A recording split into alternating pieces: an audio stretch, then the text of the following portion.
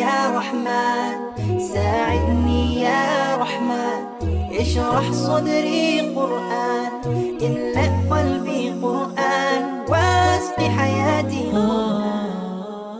بسم اللہ الرحمن الرحیم۔ ماڈرن سیٹنڈ اسلام اور جدید معاشرے کے حاضرین، ناظرین، سامعین، السلام علیکم ورحمۃ اللہ وبرکاتہ۔ آج میں جنوری کے حوالے سے آپ کے سامنے سیدنا ابوبکر صدیق رضی اللہ تعالیٰ عنہ کے بارے میں چند گزارشات پیش کروں گا، اور میں سمجھتا ہوں یہ میرے لیے بہت بڑی سعادت ہے۔ اور اس سے قبل میں نے آپ کو بتایا تھا کہ میں نے حضرت ابوبکر صدیق رضی اللہ تعالیٰ عنہ کے حالات زندگی پر ایک کتاب بھی لکھی ہے، اور دنیا اسلام میں واحد شخص ہوں جس کو اللہ تعالیٰ نے سعادت بخشی ہے کہ میں نے انہیں محسن امت کا خطاب دیا ہے۔ اور اس کتاب میں نے واضح کیا کہ رسول اکرم صلی اللہ علیہ وسلم کی ذات اقدس محسن انسانیت ہے، اور جیسے قرآن مجید میں اللہ تعالیٰ نے آپ کی مدح سرائی کرتے ہوئے فرمایا کہ وما ارسلناک الا رحمۃ للعالمین، تو آپ سارے عالمین کے لیے احسان کا باعث ہے اور رحمت کا باعث ہے، اور تمام بنی نوع انسان کے لیے آپ جو ہے وہ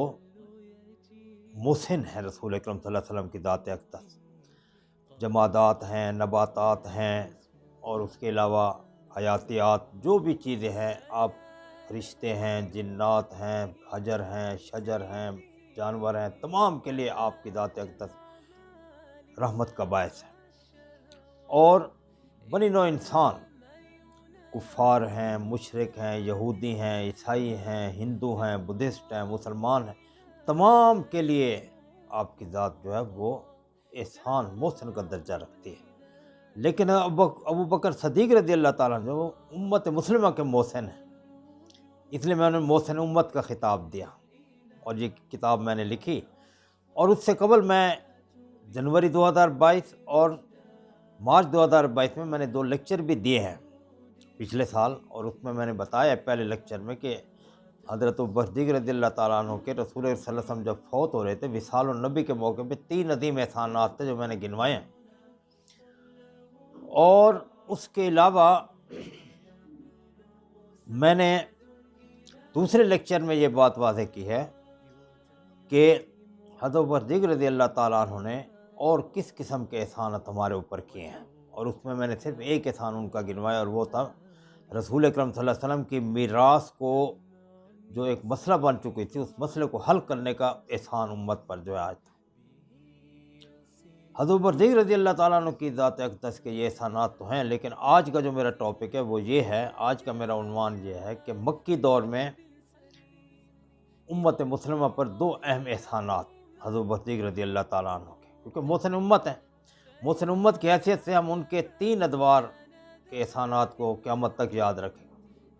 مکی دور، نمبر 2 مدنی دور، نمبر 3 خلافت کا دور۔ یہ 3 ادوار ہیں جس میں انہوں نے جتنے احسانات کیے ہیں، اور وہ ہمارے لیے قیامت تک وہ مشعل راہ ہیں، ہمارے لیے وہ رہنما ہیں ان کے تمام احسانات۔ مکی دور میں سب سے پہلا احسان جو میں آج آپ کے سامنے پیش کرنا چاہتا ہوں وہ یہ ہے کہ انہوں نے ہمیں یہ سبق دیا کہ ایمان لانے کے بعد سب سے پہلے دعوت اور تبلیغ کا فریضہ ایک مسلمان پر عائد ہوتا ہے۔ یہ ان کو بہت بڑا احسان تھا۔ دیکھیں، انبیاء کرام تو اللہ تعالیٰ کی طرف سے مامور ہوتے ہیں، لیکن امتی اللہ تعالیٰ سے مامور نہیں ہے تو وہ انبیاء کی طرف سے مامور ہوتے ہیں۔ تو یہی صورتحال ابوبکر صدیق رضی اللہ تعالیٰ عنہ جب ایمان لائے تو انہوں نے رسول اکرم صلی اللہ علیہ وسلم پوچھا کہ یا رسول اللہ صلی اللہ علیہ وسلم اب میرا کیا فرض ہے؟ تو آپ نے فرمایا آپ بھی آگے دعوت دیں، بس آپ دعوت کے لیے نکل پڑے۔ آپ تو جان نثاران رسول میں سے تھے، ہر وقت آپ کی جان ان کے لیے تیار رہتے، دھن، مال، دھن، عزت، آبرو، ہر چیز آپ رسول اکرم صلی اللہ علیہ وسلم قربان کرنے اور تیار ہوتے تھے، کوئی موقع ملے میں ان پہ قربان کروں۔ اور یہ جو میں 2 سعادتیں آپ کے سامنے آج 2 احسان ان کے رکھ رہا ہوں، یہ امت مسلمہ کسی کے اعداد میں نہیں آئیں، کسی کے حق میں نہیں ہیں۔ ہم تمام جلیل القدر صحابہ کرام کو دیکھ لیں، والسابقون الاولون من المہاجرین والانصار، ان کے حصے میں نہیں آئیں، اور اس کے بعد جو پہلے ایمان لیں ان کے حصے میں نہیں آئیں۔ لیکن ابوبکر صدیق رضی اللہ تعالیٰ عنہ محسن امت ہے، تو ایمان لانے کے بعد جب انہوں نے یہ بات رسول اکرم صلی اللہ علیہ وسلم سنی فوراً چل پڑے۔ اور یہ حقیقت ہے کہ ایمان لانے کے بعد سب سے پہلا فریضہ جو ہمارے اوپر عائد ہوتا ہے وہ دین کی دعوت اور تبلیغ اور حکومت اسلامیہ کے قیام کی جد و جہد۔ یہ فریضہ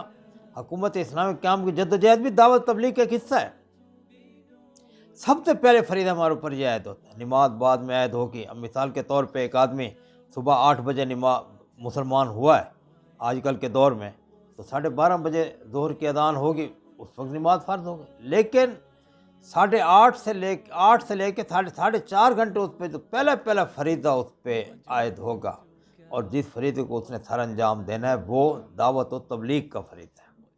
اور یہ حضرت صدیق رضی اللہ تعالیٰ عنہ کے عمل کے ذریعے سے ہمیں یہ بات واضح ہوتی ہے، اور یہ ان کو امت مسلمان بہت بڑا احسان ہے کہ قیامت تک ہم اس بات کو یاد رکھیں گے کہ ایمان لانے کے بعد سب سے پہلا فریضہ کیا ہے۔ تو آپ اس فریضے کے لیے نکل پڑے، اور آپ نے دیکھا کیونکہ اس وقت مخفی تبلیغ ہو رہی تھی، اعلانیہ تبلیغ شروع نہیں ہوتی، اعلانیہ تبلیغ 3 سال کے بعد شروع ہوئی تھی، اس کے بعد ان کے احسانات اور زیادہ بڑھ جاتے ہیں۔ تو جب یہ آپ نے رسول اکرم صلی اللہ علیہ وسلم کے حکم کو سنا تو آپ فوراً نکل پڑے، اور اس وقت معاشرے میں سلیم الفطرت لوگ تھے۔ سلیم فطرت سے مراد یہ ہوتا ہے کہ جن کی فطرت جو ہے وہ اچھائی، بھلائی اور انسانیت کی طرف زیادہ جھکی ہوتی ہے، ان کے اندر انسانیت کشی، ظلم و ستم کی خواہش، عریانیت، فحاشیت سے نفرت، یہ چیزیں ان کے اندر ہوتی ہیں، اور وہ سمجھتے ہیں کہ بنی نوع انسان کے اندر امن ہونا چاہیے۔ ہر وقت جنگ و جدل، ہر وقت ایک قتل و غارت، ہر وقت ظلم و ستم، لوگ ان چیزوں کو پسند نہیں کرتے، ان لوگوں ہم کہتے ہیں سلیم الفطرت۔ اب آج دیکھیں یورپین قوموں کا حال دیکھ لیں آپ، کہ وہ جو بہت بڑے انسانیت کے دائی بنتے ہیں، تمام کے افسانوں سے خون کی بو آتی ہے۔ انہوں نے اپنے مذہب کو جہاں پر ٹھونسا ہے، جبراً ٹھونسا ہے۔ اسلام تو فطرت کے عین مطابق ہے۔ تو اس زمانے میں حضرت صدیق رضی اللہ تعالیٰ عنہ جو تھے وہ پھر نکلے ہیں دین کی تبلیغ کرنے کے لیے، اور یہ سب سے پہلا احسان آپ کا امت مسلمہ پر ہے۔ اور اس کے بعد آپ نے ان لوگوں کو جن کو، کیونکہ مکے میں آپ کا بڑا اثر و رسوخ تھا، اور آپ کی ذات ایک ایسی ذات تھی کہ جس پہ تمام متفق ہو جاتے تھے، جو بھی آپ فیصلہ دیتے تمام اس پہ سر جھکا دیتے اس کے آگے، اور سر تسلیم خم کر دیتے ہیں۔ آپ نکلے اور آپ نے دیکھا کہ وہ لوگ جو اس قسم کے تھے، آپ نے انہیں دین کی دعوت دی اور رسول اکرم صلی اللہ علیہ وسلم کی نبوت سے آگاہ کیا، اور 6 بڑے سربر آوردہ لوگ جو تھے آپ ان کو مسلمان کر کے رسول اکرم صلی اللہ علیہ وسلم کے حلقے میں لے آئے، اور ان میں سب سے پہلا نام حضرت عثمان بن عفان رضی اللہ تعالیٰ جو ذو النورین ہیں، جنہوں نے رسول اکرم صلی اللہ علیہ وسلم کی 2 بیٹیوں سے شادی کی، بہت بڑی سعادت حاصل ہوئی۔ حضرت علی کرم اللہ وجہ نے 1 بیٹی سے شادی کی تھی، لیکن یہ ذو النورین 2، اور کامل الحیاء والایمان۔ حضرت علی کرم اللہ وجہ بھی بہت بلند ہے، یہ نہیں کہ اس سے ان کا مقام کم ہو جاتا ہے، لیکن نہیں۔ اب دیکھیں اگر میں رسول اکرم تعریف کروں تو اس سے یہ بات تو نہیں کہ حضرت موسیٰ علیہ السلام کا مقام کم ہو جائے گا۔ اللہ تعالیٰ جس کو جو مقام دیا ہے وہ مقام کو بیان کرنے سے دوسرے کی منزل اور دوسرے قدر و رفت کم نہیں ہوتی، بلکہ یہ حقائق کو بیان کرنا، تبیین حقائق ہے، حقائق کو بیان کرنا ہے۔ اللہ تعالیٰ نے قرآن مجید میں حضرت موسیٰ علیہ السلام کا 150 دفعہ سے زیادہ ذکر کیا ہے، تو کیا ان کا رتبہ رسول اکرم صلی اللہ علیہ وسلم سے بڑھ گیا؟ نہیں، آپ کی ذات اقدس تو امام الانبیاء ہے، رحمت للعالمین ہے، آپ تو حاشر ہیں، آپ تو عاقب ہیں، آپ تو ماہی ہیں، آپ تو احمد ہیں، آپ تو محمد صلی اللہ علیہ وسلم ہیں۔ یہ مقام تو کسی نبی کو نہیں ملا، لیکن حضرت موسیٰ علیہ السلام کی خوبیاں بیان کرنے سے کسی کی کوئی منزل یا قدر کم نہیں ہوتی۔ لہذا حضرت عثمان رضی اللہ تعالیٰ عنہ اب مسلمان ہو گئے، اس کے بعد حضرت عبد الرحمن بن عوف رضی اللہ تعالیٰ عنہ مسلمان ہو گئے، اس کے بعد حضرت سعد بن ابی وقاص رضی اللہ تعالیٰ عنہ مسلمان ہو گئے۔ اب دیکھیں کتنے بڑے بڑے لوگ، اور اس کے بعد پھر حضرت رسول اکرم صلی اللہ علیہ وسلم کے پھپھی داد میں زبیر بن عوام مسلمان، ان کو مسلمان کرنے کے باعث بھی یہی تھے، اور پھر حضرت طلحہ بن عبید اللہ رضی اللہ تعالیٰ عنہ مسلمان ہوئے، اور ایک روایت میں ابو عبیدہ بن جراح رضی اللہ تعالیٰ عنہ مسلمان ہوئے، حضرت ابو صدیق رضی اللہ تعالیٰ عنہ کو اشرف سے، اور یہ تمام لوگ بعد میں اشرف بشرف بنے ہیں۔ اب دیکھیں کتنی بڑی ہمارے لیے ایک رہنما اصول انہوں نے مقرر کیے ہیں کہ ایمان لانے کے بعد سب سے پہلا فریضہ یہ ہے کہ ہم دین کی دعوت، دین تبلیغ کے لیے نکل پڑیں، حالات حاضر کے مطابق جو طریقہ ہوگا وہ اختیار کریں گے۔ یہ نہیں کہ بس ایک ہی کوئی ٹھوس طریقہ ہے، پتھر کی طریقے پتھر اٹھانا ہے، نہیں، دین کی تبلیغ ہر دور میں اس دور کے تقاضے کو مد نظر رکھ کے کی جائے گی۔ تو پہلا احسان ان کا یہ تھا، حضرت ابو بکر صدیق رضی اللہ تعالیٰ عنہ۔ تو میں مکی دور کے 2 اہم احسان آپ کے سامنے رکھ رہا ہوں، اتنے بڑے بڑے، اس کے بعد پھر اور بے شمار لوگ آپ کے ہاتھ پہ مسلمان ہوئے اور آپ انہیں لے کے رسول اکرم کے پاس لے آتے، انہیں بیعت کراتے، اور بے شمار اس قسم کے واقعات ہمارے سامنے ہیں، لیکن جو بہت اہم اور اہم ترین لوگ تھے وہ میں نے آپ کے سامنے پیش کیے ہیں۔ اچھا، اس کے بعد پھر ہم آگے چلتے ہیں۔ دوسرا احسان آپ کا یہ ہے کہ آپ نے جو غلام اور بے کس بے بس لوگ تھے جن پہ ظلم و ستم ہوتا تھا مکہ میں، ان کو آپ نے آزاد کرا، اور میں سمجھتا ہوں یہ امت مسلمہ پہ آپ کا بہت بڑا احسان۔ ان لوگوں نے بہت کام کیا بعد میں، آج تک وہ ہمارے سردار ہیں۔ حضرت بلال رضی اللہ تعالیٰ عنہ، آج تک سیدنا بلال رضی اللہ تعالیٰ عنہ کہتے ہیں، بلال نہیں کہتے، سیدنا بلال رضی اللہ تعالیٰ عنہ کہتے ہیں۔ ان کا نام آتا ہے ہمارے سر فخر سے بلند ہو جاتے ہیں، ہمارے آقا ہیں وہ حضرت بلال رضی اللہ تعالیٰ عنہ۔ تو دوسرا احسان آپ نے یہ کیا کہ جو قریشی مظالم کرتے تھے، بے شمار ہمارے جو اس وقت غلام اور جو لونڈیاں تھیں اس علاقے کی، ہمارے تو آقا تھے، اس علاقے کے وہ لوگ کہتے تھے ہمارے تو آقا، آپ بھی ہمارے آقا ہیں، ان کو آپ نے آزاد کرایا، اور ان پر بڑے مظالم ہوتے تھے۔ مثال حضرت بلال رضی اللہ تعالیٰ عنہ کے بارے میں روایات میں آتا ہے کہ ان کو امیہ بن خلف جو تھا وہ ان کا آقا تھا، اور جو اس کے غلام تھے بہت کمزور ناتواں تھے، ان سے کام کرواتا بہت زیادہ۔ جب اسلام کا پتہ چلا تو وہ ان کو پکڑ کر اور دوپہر کو گرم ریت، ہرہ اسے کہتے ہیں، ہرہ جو مکہ کے ساتھ صحرائی علاقہ تھا، تھوڑی سی پہاڑ کے ساتھ ریتی، دوپہر کو وہاں پہ لٹا دیتا اور اوپر پتھر رکھ دیتا سینے پہ، اور کہتا کہو لات منات میں ایمان لاؤ، کہتا نہیں، احد احد احد، اور پھر دوپہر کے ٹائم زرہ پہنا کے اور ان کو جا کے صحرا میں تپتی دھوپ کے اندر ڈال کے دھوپ اوپر ساری ریت اوپر ڈال دیتا تھا، مظالم کی انتہا کرتا تھا۔ اور پھر ایک آدمی دن میں 2 من 3 من 4 من آٹا پیس سکتا ہے، 10 من دیتے ایک دن میں پیسو اس کو، نہ پیتے پاؤں ہاتھوں پہ ڈنڈے مارتا تھا، اور پھر کبھی کبھی بند کوٹری میں رات کو بند کر دیتا اور پھر کوڑے مارتا تھا وہاں پہ۔ یعنی اس طرح تمام جتنے ہمارے یہ مسلمان ہونے والے غلام یا لونڈیاں تھیں جو ہماری آقا تھے جو ہمارے، ان تمام پہ مظالم کی آخری حد ہوتی تھی۔ حضرت بلال رضی اللہ تعالیٰ عنہ کے بارے میں بڑا مشہور واقعہ ہے کہ ان کے گلے میں رسی ڈالتا اور پیچھے ہاتھ باندھ کے اور لڑکوں کو دیتا، لے جاؤ، لڑکوں نے کھینچ کے لے جاتے، ادھر کھینچتے ادھر، بیچارے ادھر گرتے۔ آپ نے جب یہ منظر دیکھا تو ابو بکر صدیق رضی اللہ تعالیٰ تو آپ سے برداشت نہ ہوا، آپ نے پھر فوراً اسے کہا تو اس پہ کیوں ظلم کرتا ہے، تو کوئی انسان بن۔ اس نے کہا تجھے اتنی ہمدردی ہے، ابو بکر صدیق سے کہا امیہ بن خلف تو لے لے اور میں دے دوں مجھے۔ آپ نے جو ہے پیسے دے، انہوں نے لے کے آزاد کرتے، اور وہی مؤذن رسول اور پھر رسول اکرم صلی اللہ علیہ وسلم کے ساتھ ان کی اتنی محبت، عشق، اور خادم رسول، اور پھر کیا کیا مقام انہیں ملا بلال رضی اللہ تعالیٰ عنہ کو،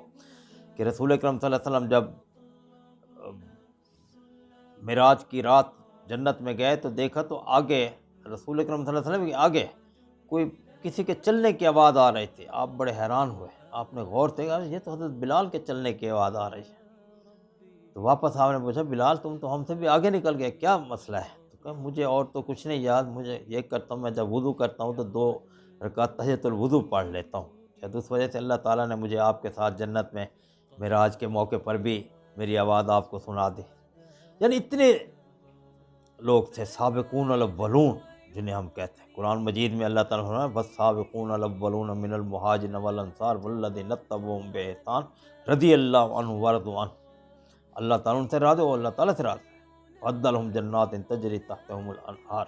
اور ان کے لیے اللہ تعالیٰ نے جنات تیار کی، دنیا میں وعدہ دے، اور پھر اشرم بشرہ تو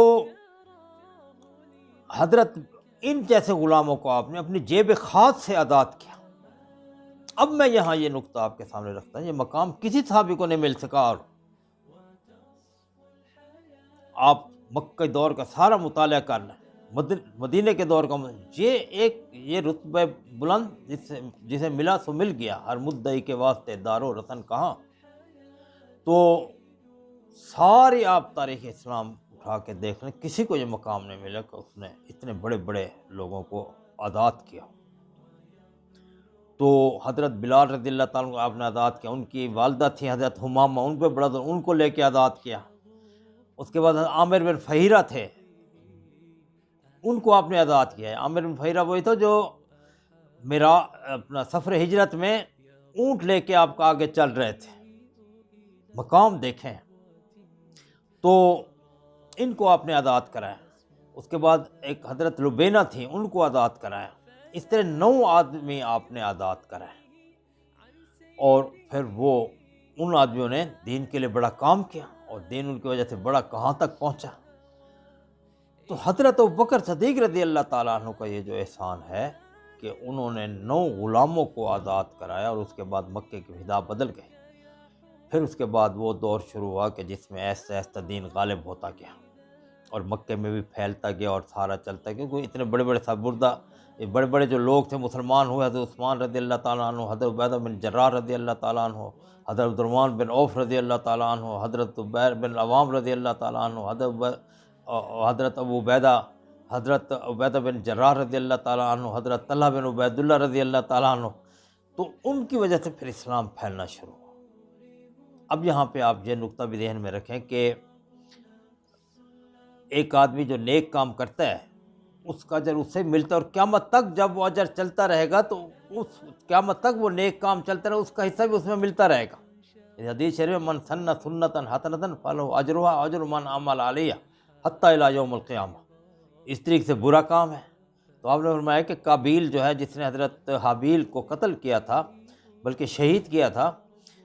قیامت تک جتنے قتل ہوتے رہیں گے اس میں گناہ اس کو ملتا رہے گا۔ تو اب یہ بڑے بڑے جو سربردہ صحابہ کرام تھے، حضرت عمر بن العاص رضی اللہ تعالیٰ عنہ جو جنگ قادسیہ کے فاتح تھے، حضرت عبیدہ بن جراح رضی اللہ عنہ جو جنگ یرموک کے فاتح تھے، اور اس کے بعد ان کی ساری زندگی جنگ میں گزری، اور امین الامت کا لقب انہیں ملا، رسول اللہ صلی اللہ علیہ وسلم کی طرف سے امین کا انہیں خطاب ملا۔ اور اس طریقے سے اپنا حضرت طلحہ بن عبید اللہ، حضرت زبیر بن عوام رضی اللہ تعالیٰ عنہ جو حواری امت کے نام سے مشہور ہوئے، اور حضرت طلحہ بن عبید اللہ کو یہ اعداد بھی حاصل ہے کہ میں نے اپنی اس کتاب میں لکھا ہے کہ رسول اکرم صلی اللہ علیہ وسلم جب ہجرت کے سفر میں تھے، راستے میں یہ ملے حضرت زبیر بن عوام، حضرت طلحہ بن عبید، یہ کہیں سے تجارت کر کے آ رہے تھے، تو انہوں نے ہجرت میں رسول اکرم صلی اللہ علیہ وسلم کو کپڑے کے تحفے پیش کیے۔ تو اب جتنے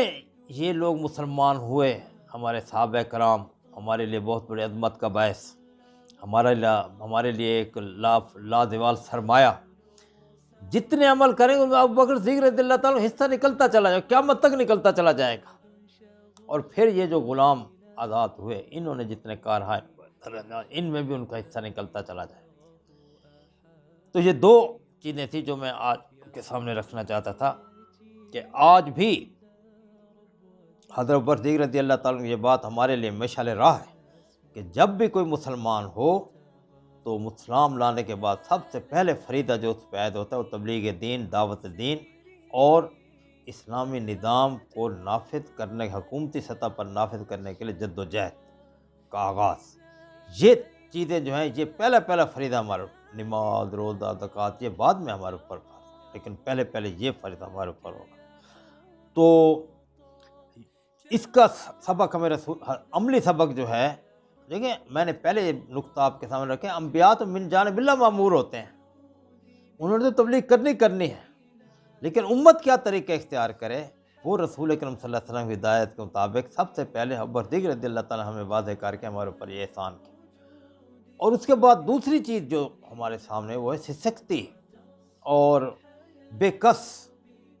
انسانیت اور انسانوں کو ان کے ظلم سے نجات دلانا، جن مظالم میں پھنسے ان سے نجات دلانا۔ یہ ہے اصل میں فلسفہ جو ہے اسلام، دراصل انسانیت کا دین ہے، محبت کا دین، مودت کا دین ہے۔ اسلام تو ظلم و ستم کو پسند ہی نہیں کرتا۔ یہ جو جہاد ہے یہ ہم اس لیے کرتے ہیں کہ ظالم قوموں کو دنیا میں ظلم کرنے سے روکیں، اس کا اور کوئی مقصد نہیں ہوتا۔ اب آج دیکھیں دنیا میں امریکہ نے کس طریقے سے دہشت گردی اور ہنڈا گردی کی فضا قائم کی ہوئی۔ عراق کے اندر آپ دیکھ لیں، افغانستان کے اندر دیکھیں، 2002 سے لے کے اور 22 تک، 21 تک، معذرت 22 تک، 20 سال تک ظلم کر آخر بھاگ گیا وہاں سے۔ ظلم کم نہیں کیا اس نے۔ اب بھی دیکھیں دنیا میں جس جگہ فساد ہوگا پیچھے امریکہ کا ہاتھ ہے۔ اب پاکستان کے حالات اس سطح پہنچانے میں اب ٹوٹل امریکہ کا ہاتھ ہے۔ تمام عالم اسلام میں امریکہ باقاعدہ پلاننگ کر کے ایسے حکمران مسلط کرتا ہے کہ جو اسلام کے نام پہ مسلمان ہونے کے ساتھ اپنے آپ کو مسلمان کہنا اور اسلامی حکمرانوں کے باوجود اسلام کے سب سے بڑے مخالف ہوتے ہیں، کہتے ہیں کہ اسلام ہمارے ملک میں نہ آ جائے گا۔ امریکہ خوش کرنے کے لیے وہ ساری کام کرتے ہیں۔ آج ہمارے حکمرانوں کو دیکھ لیں کہ چاہے نواز شریف کی صورت میں ہے، چاہے زرداری کی صورت میں ہے، چاہے عمران خان کی صورت میں ہے، تمام اب دیکھیں عمران خان، میں اسلام آباد میں رہتا ہوں، جب یہی اسلام آباد میں تھا عمران خان، لیکن عبدالقدیر خان صاحب فوت ہوئے، جنازے میں نہ آیا۔ کس کو خوش کرنے کے لیے؟ آج کہتے ہیں بہت بڑا مسلمانوں کا رہنما ہے اور یہ ہے۔ میں حیران ہوں، پتہ نہیں لوگوں کے حافظے ختم ہو گئے کہ اس نے مدینہ میں وہاں پہ دین کی آواز اٹھائی، نیو یارک میں، اور وہاں یہ کہ اور وہاں، یعنی سب سے پہلے اس نے جو اپنا سیاسی معاشی مشیر لگا وہ قادیانی تھا۔ تو امریکہ نے اس طریقے سے مصر کے اندر، سعودی عرب کے اندر، بحرین، ہر جگہ ایسے حکمران رکھا ہے، ظلم کی فضا پیدا کی ہوئی ہے۔ ان ظالموں کو جب کب یہ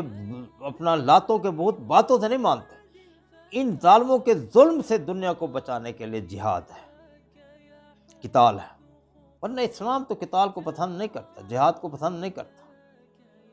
اور اسلام کہتا ہے کہ اگر امن ہے تو امن کی صورت میں کبھی بھی کسی کو کوئی ایک دھپڑ بھی نہیں مار سکتا۔ تو حضرت ابوبکر صدیق رضی اللہ تعالیٰ دوسرا جو احسان تھا کہ جس میں انہوں نے سسکتی انسانیت کو رہائی دی، جس نے انہوں نے دکھی انسانیت کی خدمت کی، یہ بھی ہمارے لیے آج کے دور میں بہت بڑا سبق ہے۔ تو اس لیے رسول اکرم صلی اللہ علیہ وسلم نے فرمایا کہ علیکم سنتی و سنت الخلفاء الراشدین الہادیین، کہ تمہارے اوپر لازم ہے میرے طریقے کو پکڑو اور خلفائے راشدین۔ خلفائے راشدین 5 ہیں۔ حضرت ابوبکر صدیق رضی اللہ تعالیٰ عنہ سب سے پہلے، میں نے اپنی کتاب میں لکھا ہے کہ روئے زمین پہ سب سے پہلے خلیفہ یہ ہے، کیونکہ اس سے پہلے تو انبیاء فوت ہوتے تو ان کی جگہ انبیاء آ جاتے تھے، ان خلفاء تو نہیں ہوتے تھے ان کے۔ جیسے اپنا حضرت داؤد علیہ السلام فوت ہوئے، حضرت سلیمان علیہ السلام آ گئے، حضرت سلیمان علیہ السلام فوت ہوں گے اور کوئی نبی آ گئے ہوں گے۔ تو حضرت ابراہیم علیہ السلام فوت ہوئے، اسحاق علیہ السلام آ گئے، حضرت اسحاق علیہ السلام فوت ہوئے، یعقوب علیہ السلام آ گئے، یعقوب علیہ السلام کی زندگی میں حضرت یوسف علیہ السلام آ گئے، حضرت یوسف علیہ السلام زندگی میں ان کے مقصد ہے۔ ابوبکر صدیق رضی اللہ تعالیٰ عنہ روئے زمین پہ بنی نوع انسان کے سب سے پہلے خلیفہ برحق، انبیاء کے جو نائب تھے سب سے پہلے یہی ہے۔ تو حضرت صدیق پہلے خلیفہ، عمر فاروق رضی اللہ تعالیٰ دوسرے خلیفہ ہیں، حضرت عثمان غنی رضی اللہ تیسرے خلیفہ ہیں، حضرت علی کرم اللہ وجہہ چوتھے خلیفہ، عمر بن عبد العزیز رحمۃ اللہ علیہ 5ویں خلیفہ۔ تو رسول نے اس نے فرمایا کہ حضرت صدیق کی بات کو بھی ویسے ہی ہم وزن دیں گے جیسے رسول اکرم کو وزن دیں گے، کیونکہ رسول اکرم حکم دیا اور وہ عین وہی کرتے تھے، اور اللہ رسول اکرم صلی اللہ علیہ وسلم کا حکم ہوتا تھا، اس سے ہٹتے نہیں۔ ایک جیسے میں نے پچھلی جو لیکچر دیا اس کے اندر میں نے بتایا کہ حضرت صدیق رضی اللہ تعالیٰ عنہ نے جب پہلا خطبہ دیا خلیفہ بننے کے بعد، یعنی ابن اسیر بہت بڑا مورخ ہے، ابن کثیر بہت بڑا مورخ ہے، اور تمام بار انہوں نے کہا روئے زمین پہ ایسا خطبہ کہیں نہیں ملا آج تک۔ انہوں نے کہا کہ میں اگر تمہیں ایسا حکم دوں رسول اکرم صلی اللہ علیہ وسلم کی سنت سے مطابقت نہ رکھتا ہو تو تمہارے اوپر میری اطاعت فرض نہیں ہے۔ کتنی بڑی بات کرتی، آج کوئی ایسی بات کرتا ہے؟ تو آپ کے یہ جو دو احسانات تھے مزید بھی میں انشاءاللہ آپ کے سامنے مختلف لیکچرز میں رکھوں گا، تو یہ امت مسلمہ کے لیے ایک روشن مینار ہے، ہمارے لیے ایک مشعل راہ ہے، ہمارے لیے ایک رہنما ہے، ہمارے لیے ایک راستہ دکھاتے ہیں کہ ہم کیا کریں۔ اب یہ ضروری نہیں کہ میں اسلام لایا ہوں تو میں کروں، نہیں، اب میں مسلمان ہوں، مجھے پتہ چل گیا، میں ابھی رات کو آپ نے میری یہ لیکچر سنا اور آپ کے ذہن میں آیا کہ اسلام لانے کے بعد سب سے پہلا فریضہ دعوت و تبلیغ اور حکومت الہ کے قیام کی جد و جہد ہے، آپ ابھی سے شروع کر دیں۔ نماز صبح کی تو اب میں اس وقت دیکھیں 10 ساڑھے 10 بج رہے ہیں، صبح کی نماز تو آپ کے اوپر فرض ہوگی 5:30 بجے یا 5:45 بجے، اس وقت تک آپ کے اوپر یہ فریضہ عائد ہو گیا، یہ ہے اسوہ صدیقی۔ تو حاضرین ناظرین سامعین، یہ دو احسان مکی دور کے تھے، باقی بھی انشاءاللہ میں آپ کے سامنے رکھوں گا۔ اور پھر میں نے جیسے بتایا کہ 3 ادوار ہیں آپ کے احسانات کے، مکی دور، مدنی دور اور آپ کے خلافت کا دور۔ اور آپ جیسے مزاج شناس رسول تھے، آپ جو تھے رسول کے اپنے جان، آن، عزت، آبرو، پیسہ، دھن، ہر چیز ہر وقت قربان کرنے کے لیے تیار ہوتے ہیں۔ اور جیسے میں نے بتایا کہ یہ دو احسان ایسے ہیں کسی اور کے حصے میں نہیں ہے، صرف حد و بردی واحد وحید فرید تنہا صاحب بھی ہیں کہ جن کے حصے میں یہ ہے۔ اللہ تعالیٰ ہمیں ان کے نقش قدم پر چلنے کی توفیق عطا فرمائے۔ السلام علیکم ورحمۃ اللہ وبرکاتہ۔